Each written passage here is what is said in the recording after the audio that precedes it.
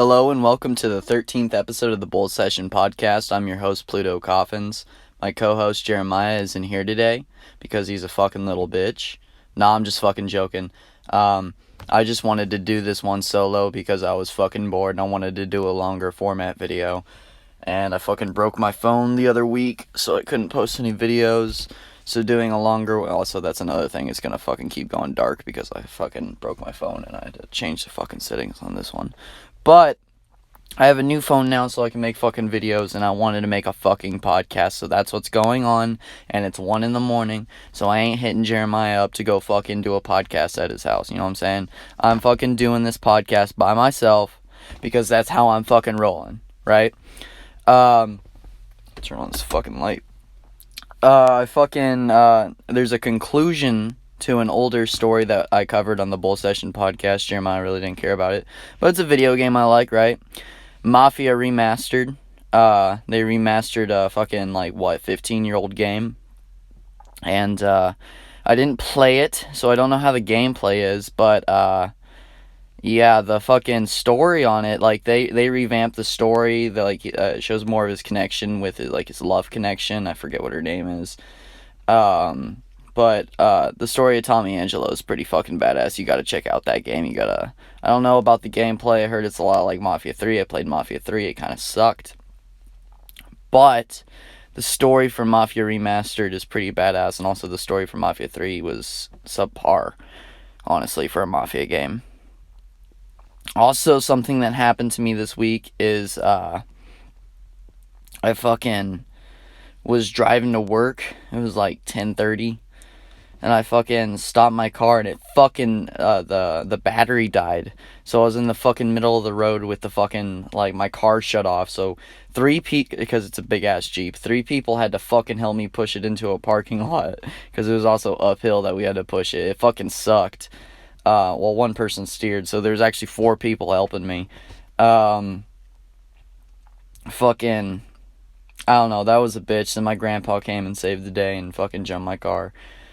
But yeah, that fucking sucked. I didn't go to work for, I had a 3-hour shift, but then I had to work a close. So, obviously I worked the close, but I didn't go in for the 3-hour shift. So, an hour and a half of it was me spending the time to fucking get my car fixed. So, it kind of sucked, honestly.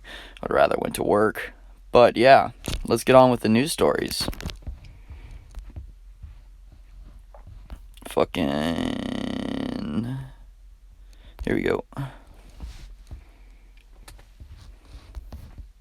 Fox News, by the way, in case you're a fucking... I'm a fucking libtard idiot. I'm using one of your news sources, so you can't fucking say that this shit's fake or some shit. Anti-Gay Hungarian politician resigns after Brussels police bust 25-man orgy for violating coronavirus rules. Joseph Zajar was allegedly busted climbing out of a window. Okay. An anti-LGBTQ politician from Hungary resigned from the European Parliament on Sunday after he was caught fleeing from what described as a 25-man orgy in Brussels, busted for breaching Belgium's coronavirus pandemic lockdown. That's an awful lot of fucking people in an orgy, let me just point out. Joseph Zajar, a 59-year-old MEP who represented Hungarian Prime Minister Minister Viktor Orban, ruling Fedzist. Fuck. I had to stop doing that voice now.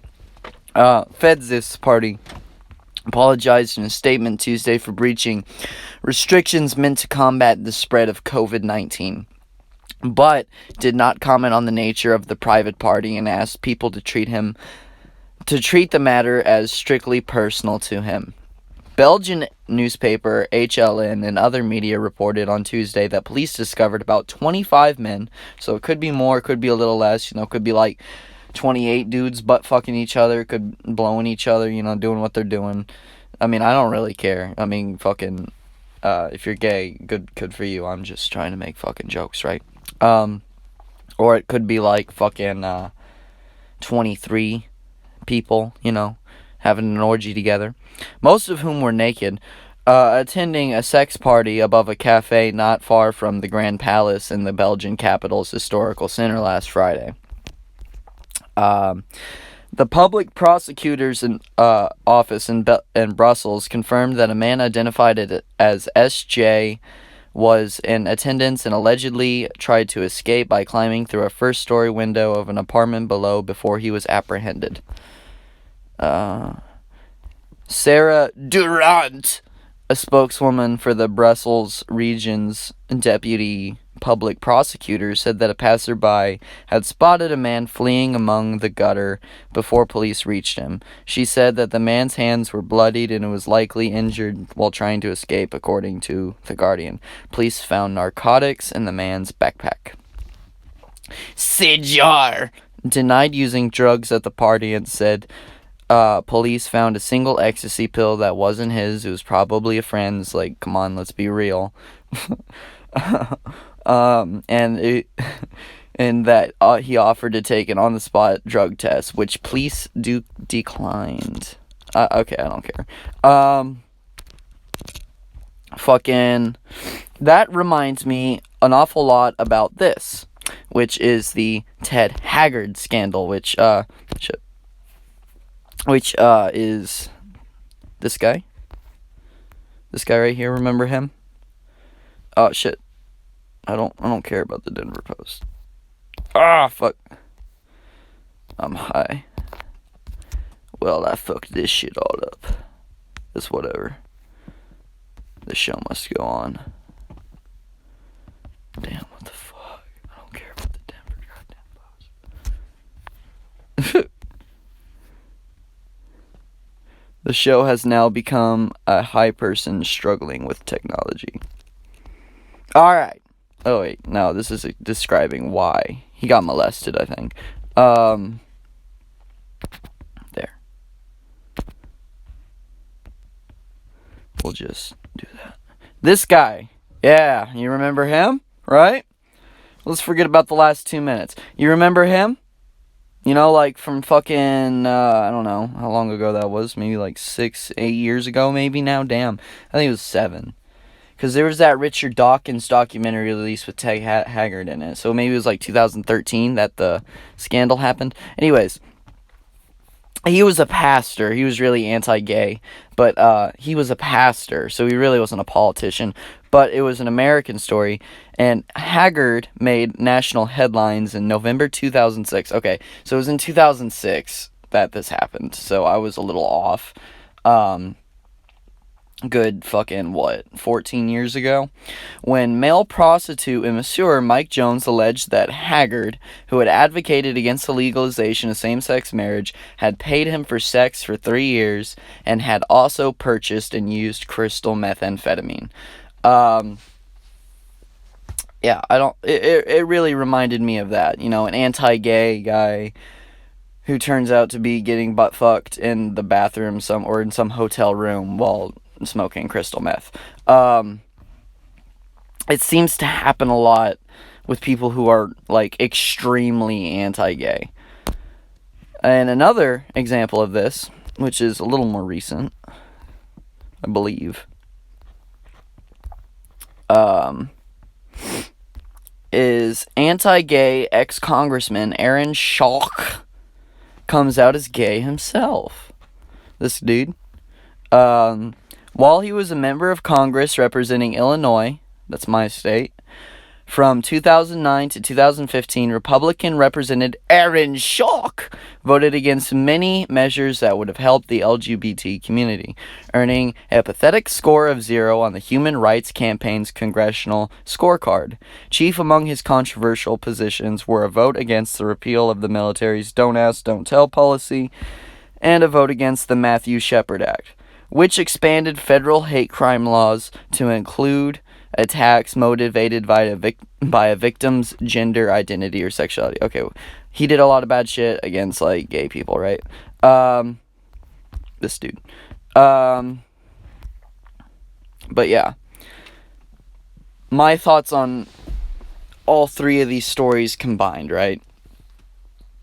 fucking, the more anti-gay someone is, I think this isn't an original concept that someone's pointed out, but I think it's true that the more someone is anti-gay, the more likely it is they're sucking dick on the side, right?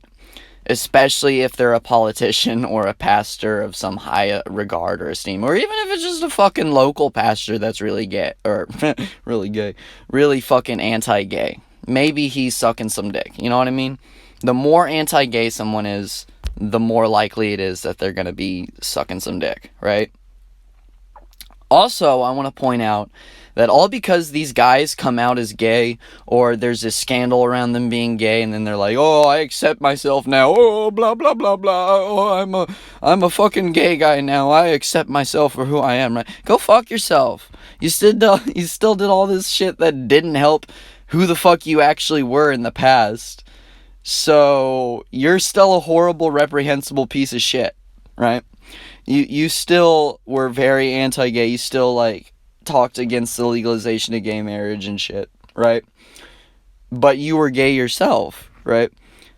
I get there's that internal struggle and shit, but go fuck yourself, because the politicians and the pastors hold respect among the community, and people look at what they say as, some of them view it as the direct word of God, especially as pastors, is what I'm talking about there. But politicians, people look at what they say, and some people respect it. I don't, but they hold influence, right?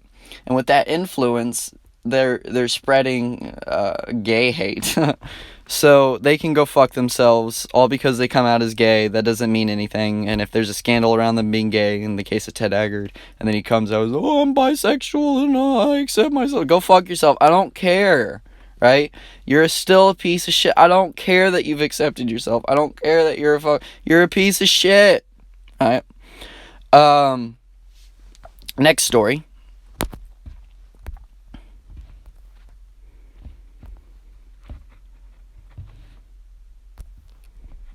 Florida woman claims wind blew cocaine into her purse. This woman, get a good look at her. Authorities say a Florida woman is blaming a windy day for the cocaine that police found in her purse. WPLG reported Kinesia Posey was one of two passengers in a car stopped by Fort Pierce police in late March. Police say an officer smelled marijuana, and that, after searching the car, cocaine and marijuana in separate bags were found inside a purse Posey had on her lap. Authorities say they questioned Posey about the drugs. According to the police report, Posey responded, "It's a windy day. It must have flown through the window and into my purse." Posey was charged with a felony count of cocaine possession and a misdemeanor count of marijuana possession. She was later released on bond. It wasn't immediately known if she has a lawyer. Probably not. She probably got a public defender, because it's what most people can afford, especially if they're doing, come on. She's probably in poverty, because most people that get caught for drugs are in poverty. Besides that, let's look at the bright side of the story. At least her story wasn't, oh, it's my friends, right? The police hear, oh, it's my friends all the fucking time. At least it wasn't that story. At least she was original with her story, right? It flew in through the window. You don't hear that every fucking day, right? Second, I wish cocaine did that. I have partaken in cocaine in the past, and I like cocaine, and I wish it would fly in through my window every fucking day, because I love the way it fucking numbs my nose and makes me grind my fucking teeth, and I like hearing the birds chirp in the morning, right? And then on a third note, I'm gonna go on a little rant about legalizing drugs. Like, come on, she shouldn't be going to fucking jail for a little bit of cocaine. Even if it was a lot, she shouldn't be going to jail for that. She's got a drug problem, or she just uses it recreationally. There's really who the fuck is she hurting but herself? If we're a free fucking country, we should have the right to put whatever substance we want into our body, especially if we're an adult, right? She looked like, what? She 22, 23, maybe a little bit older, 24. Fucking, she should be able to fucking put whatever she wants into her body, right? A fucking dick, a fucking alcohol, cigarettes, cannabis, fucking cocaine, heroin, whatever the fuck she wants, it should be allowed. And there would be a lot less overdoses if fucking the legalization of drugs happened, because if you buy cocaine at a fucking cocaine dispensary or a drug dispensary, whatever the fuck it is, right, that happens, if this happens, fucking, what you're getting is cocaine, right? You're not getting any adulterated substance. You're getting 100% cocaine, or as close to it as you can get, right? So, experienced users are going to know what the fuck to do with it. If you're getting heroin, you're getting 100% heroin, right? They're gonna know what to do with it. If there's fentanyl in it, that could kill them, right? Because they aren't used to fentanyl, right? So it could kill them.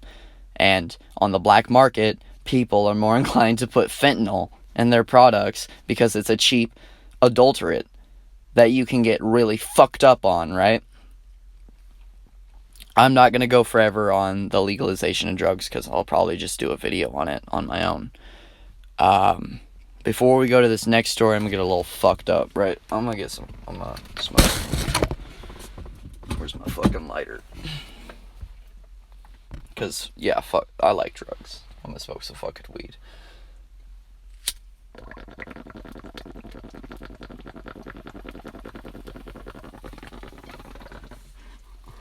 I was really worried a fucking cop was gonna come up behind us when we were pushing, because it's a busy ass street that my fucking car, stopped on. So I was worried that the fucking cops were gonna fucking come up behind me, fucking pull me over or some shit, see what's going on. Because I was a little baked. You could probably smell the marijuana on me. Also, it doesn't help that I like to smoke in my car.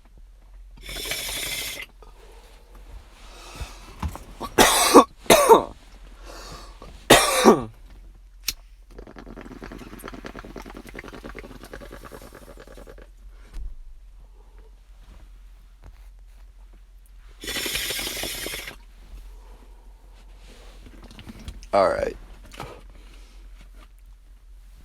Let's get on with the show. Wait. Actually, let me hit my fucking Juul. I'm a nicotine fiend as well.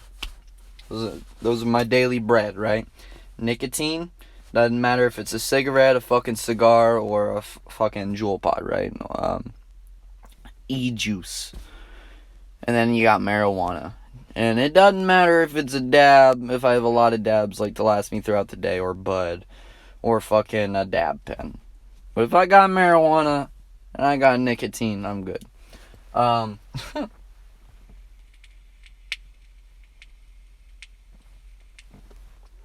you gotta forgive me, for taking this break like this.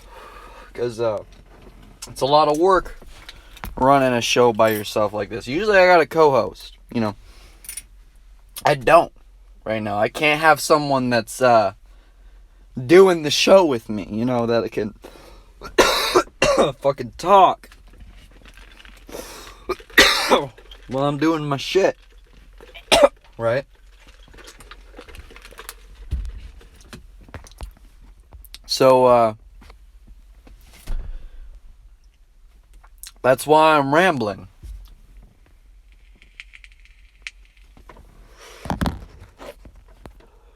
Right, I'm fucked up enough. The next story. It's a Florida man story.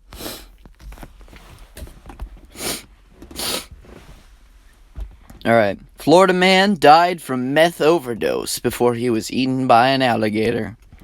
A methamphetamine intoxication killed Michael Ford before the reptile tore his fucking body apart. Right? Happened in the Everglades, probably. It's in Florida. Florida man. He's dead once again. He will be resurrected soon in another news story. Authorities are conducting an investigation into the death of a man whose body was found in a canal in Fort Meade, Florida. Polk County Sheriff's Office. A Florida man was found eaten by an alligator this summer, died from a meth overdose before his body was ripped apart by the fucking reptile, according to a medical examiner's findings. Michael Ford, 45, who was found face down in a canal in Fort Meade on June 27th and Polk County's Sheriff's investigators theorize that he might have drowned before an alligator began eating the man's remains. Right. A hand and a foot belonging to Ford was found in the beast's stomach. Alright. It is my opinion that Michael Glenn Ford II died as a result from methamphetamine intoxication. District Medical Examiner Stephen Nelson wrote in an autopsy obtained by NBC News on Thursday. The manner of death is accident. Alright. The report took note of the traumatic amputations Ford's body had suffered at his left forearm and right foot. Nelson found that those injuries were likely post-mortem. The decedent's injuries and amputations lack sufficient associated blood to suggest that they were made while alive, according to Nelson's report. Ford was found nude when he was discovered, but his clothes were not found at his nearby car or at the scene, officials said. Friends and family of Ford told investigators that they had not seen him since June 23rd. As with meth heads, they tend to disappear for a few weeks, and then they come back into your life begging for money. Or stealing your shit. Or fucking being like, oh, you want to go halvesies on some, I don't know. You know, or trying to sell you some fucking food stamps. You know how meth heads can be if you're from America. This is the most Florida story I ever heard. So I really wanted to share it with you, and that's really all I have to say about this story. The next story is an interesting one, and I gotta say fuck you to someone. So I always like stories about that. Attention-starved Trump may start 2024 campaign during Biden's inauguration, report says. He has also been bragging about how easy it will be for him to grab attention away from the new president. Alright, let me hit my fucking jewel. I'm a fiend.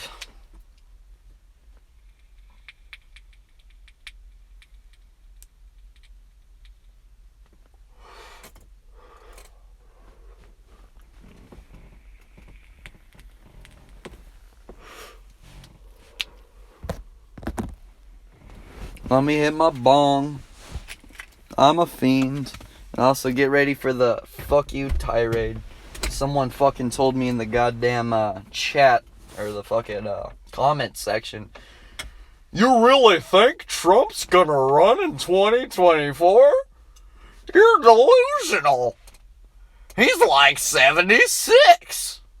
Like, yeah, he's gonna run in 2024. Like, you don't think he is? Like, you don't fucking think Trump's gonna run in 2024. Really? The fucking egomaniac that just lost a fucking election. That just got nationally disgraced. You don't think he's gonna... Okay.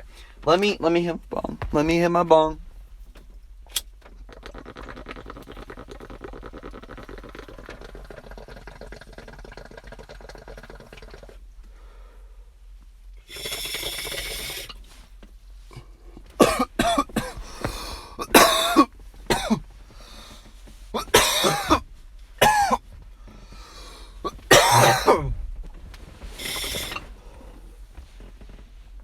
Right. Let's read the article, then I'm gonna rant my fucking head off at that guy. Because honestly, I like him. He's been commenting on my videos. So most of them have been positive. But that one, you're dumb. You're dumb. What do I tell you? You're dumb. You're dumb. Alright. With the reality of losing his re-election campaign setting in, it appears as though Donald Trump is focusing in on his plans to run again before year's end. According to the Daily Beast, Trump has spoken to close advisors about how and when to kickstart his 2024 run, and the spiteful option of holding an event during Joe Biden's inauguration is a possibility. Alright, pause on the fucking article, right? Let me get my drink in, because I have a few things to say. Alright. Fucking,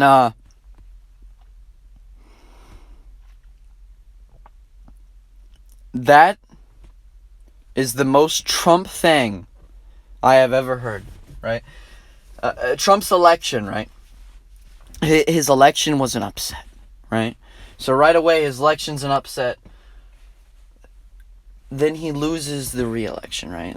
Skip past a few years, all the craziness. Everyone remembers the craziness of Trump that happened, right? Skip past a few years, now he loses the election. He claims that he didn't lose the election, right? So already that's the Trumpest thing ever, right? He's fucking saying, "Oh, I won." What do you mean? Don't stop counting. I won. Let's be real, right? That's already the most Trump thing ever to do, like, for a president ever. And now he's planning to top that by planning his 2024 re-election campaign during the inauguration. That is a gangster move. Politically, that is a gangster ass fucking move. And he's right, he will fucking take attention away from Joe Biden. Let's be real. Joe Biden's fucking boring. I'm gonna do a video on it, but all them fucking people saying Joe Biden's the next FDR are fucking retarded. Joe Biden is the next status quo, right? He's the next Obama. He's the next fucking Bill Clinton, right? He's the next status quo. He's a fucking Republican light. Like the rest of them. He ain't no fucking FDR. So don't be fucking comparing him to fucking FDR, right? The report goes on to say that Trump and some of his closest associates have already spoken with donors and those close to him and are doing what they can to stay in the president's good graces in case he runs again. Trump, according to the report, has also been bragging about how easy it will be for him to grab attention away from the new president because Biden is boring. He's right. Biden is boring and cable news networks won't get ratings with Trump gone. I mean, they'll get some ratings. So now it's a presidential inauguration. It's not like no one's gonna fucking show up. But earlier this week, Bloomberg reported that Trump spoke of his plans to run again in 2024 during an Oval Office meeting with National Security Advisor Robert O'Brien, Secretary of State Michael Pompeo, and Vice President Mike Pence just 10 days after the election. If you do that, and I think I speak for everybody in this room, we're with you 100%, O'Brien told the president, according to the report. As The Hill pointed out, polling suggests that Republicans would welcome another Trump run. Two separate polls show that more than half of Republicans want more Trump. According to 7-letter Insight, 66% of Republican voters would support Trump in 2024, and 54% said in a morning consult Politico poll that they would vote for Trump in a 2024 primary. Takeaways from this, right? Let me hit my fucking jaw. I need to think clearly. I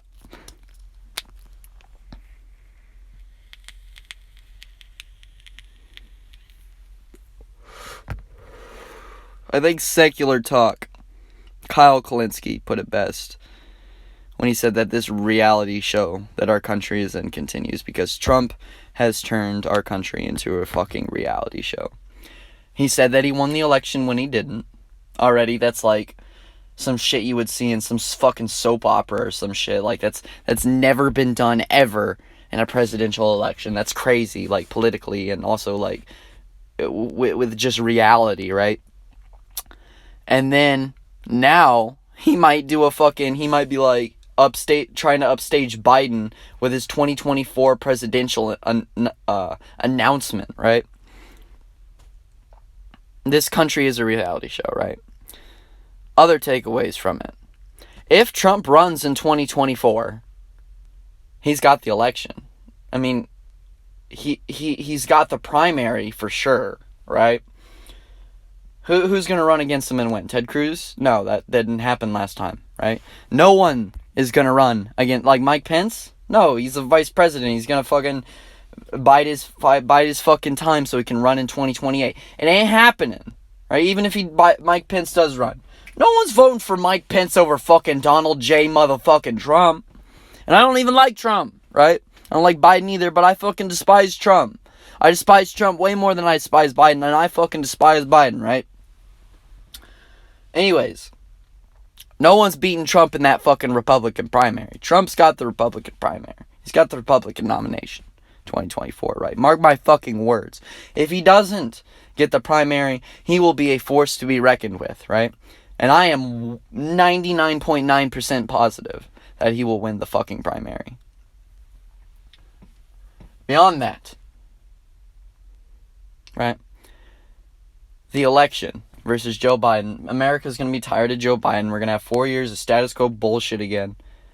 America might welcome in another Trump re-election. I'm 85% sure that America would re-elect Donald J. Trump in 2024 if he ran again. So we might have 4 more years of Trump.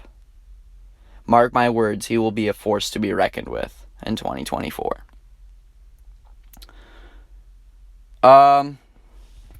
Let's cover a video. Honestly, I'm getting kind of fucking tired. I want to go smoke some fucking pot. And, shit, right? Of course it does that shit. It's probably going to be sideways for you because I got a new way of doing this shit. Fucking... Oh, it's my playlist that I want to go to. Oh, that's my music. I need to put more music in it, honestly.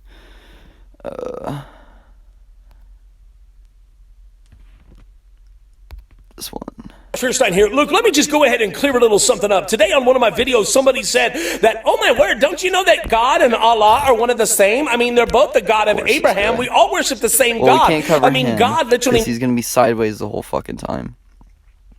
So let's do, are atheists more responsible?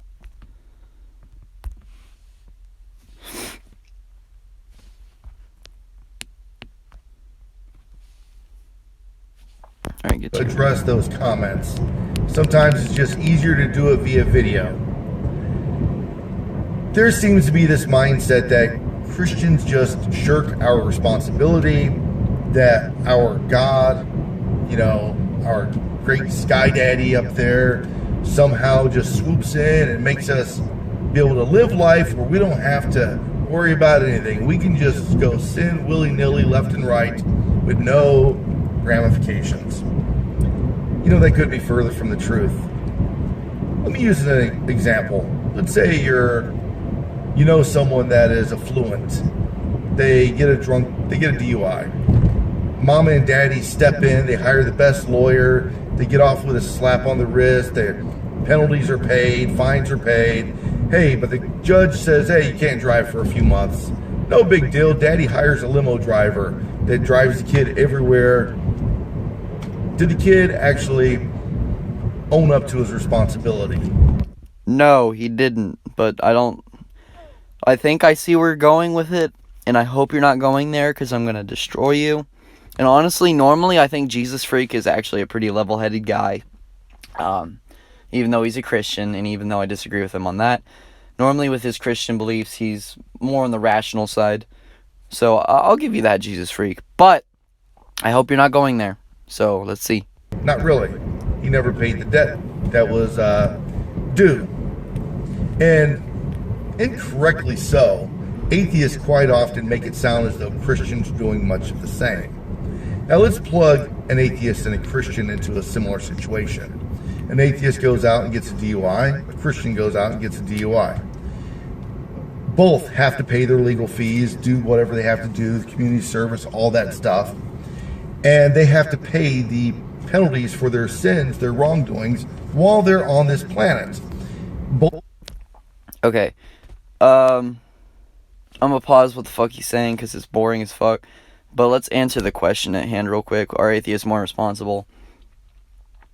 He's probably going to go somewhere with the Christians are more responsible because we have to pay for our sins whenever we die, blah, blah, blah, blah, blah. I'll address that whenever he covers it, if he does. But in terms of, are atheists more responsible, and are we fucking, we're on top of shit? Fuck no.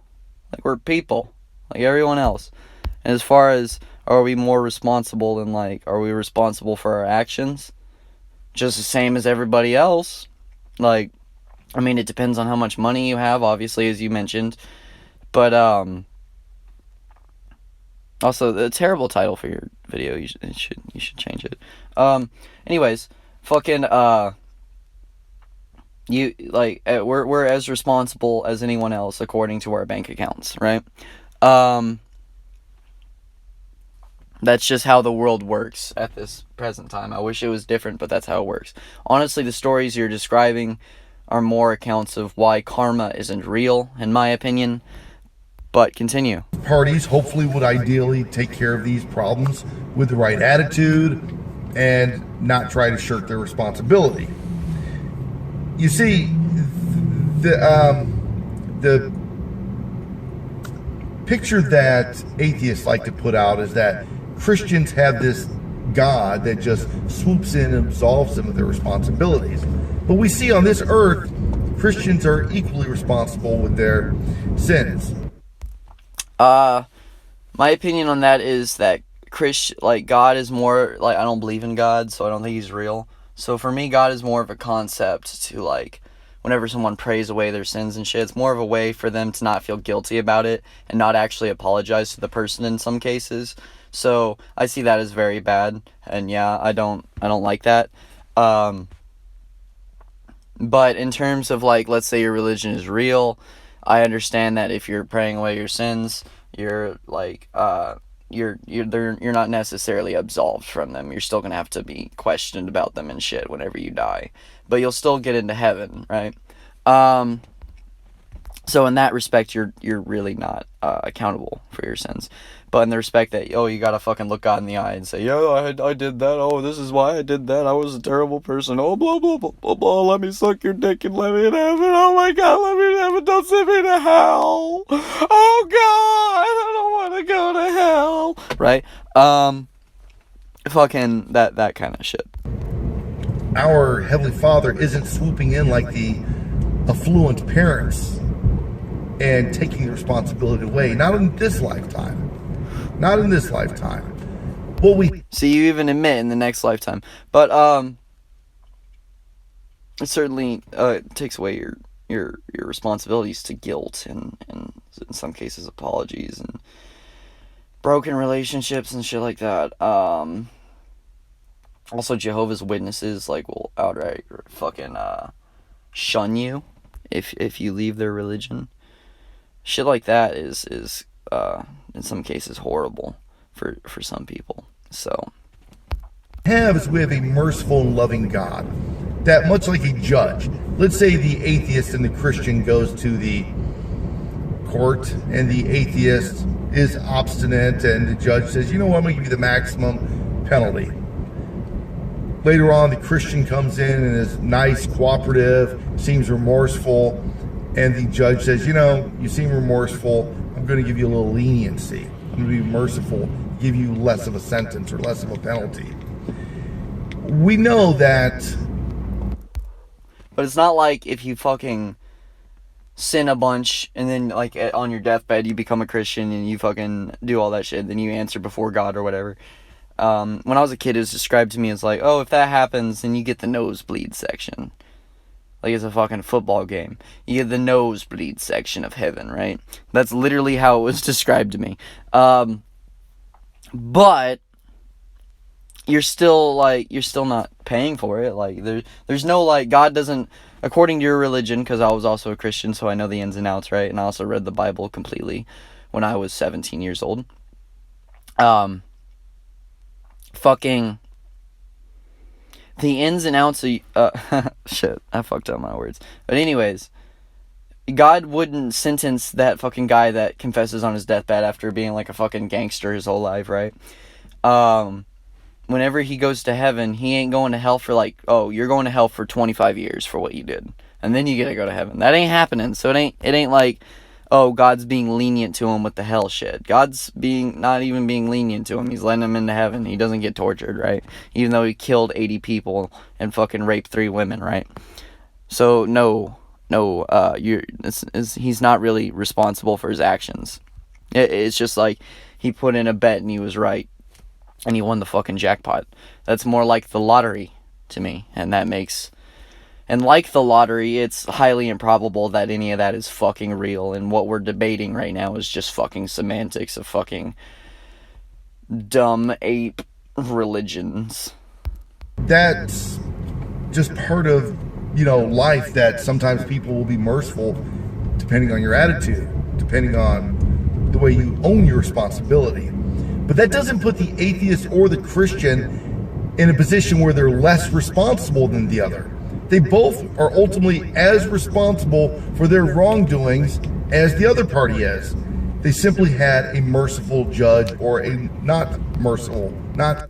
I agree with you if there is no God. Like, we're all like held to the same accountability as one another for the most part, unless you're like a politician or a high-ranking member of the community or a fucking sheriff or blah blah blah blah blah blah blah blah blah. I mean, there are advantages to being certain people, but aside from that, for the most part, we are in America kind of accountable for our actions, right? When you put God into the equation, I think that throws that out the fucking window when you put in the afterlife shit, right? As merciful judge. God is our judge, and he provides mercy for those... Alright, I thought I was going to be able to get through a fucking Jesus Freak video, but I'm not.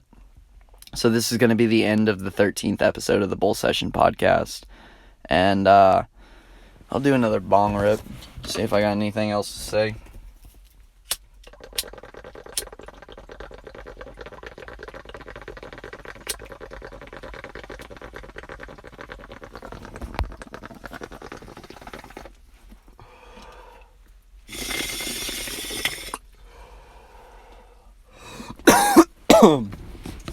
Anything else to say, huh? Jesus Freak is fucking boring! That's all I gotta say. This has been the 13th episode of the Bull Session podcast. I hope you all have a good fucking night, morning, whatever the fuck time it is right now. 10 years from the future. Whenever the fuck you're watching this video, have a good night. And check out my other podcasts or whatever the fuck you want to do. Subscribe, like, dislike. It's all the same to me, motherfucker. Write a comment. Tell me I'm a fucking faggot. You get the gist. Alright, I'll catch you guys later.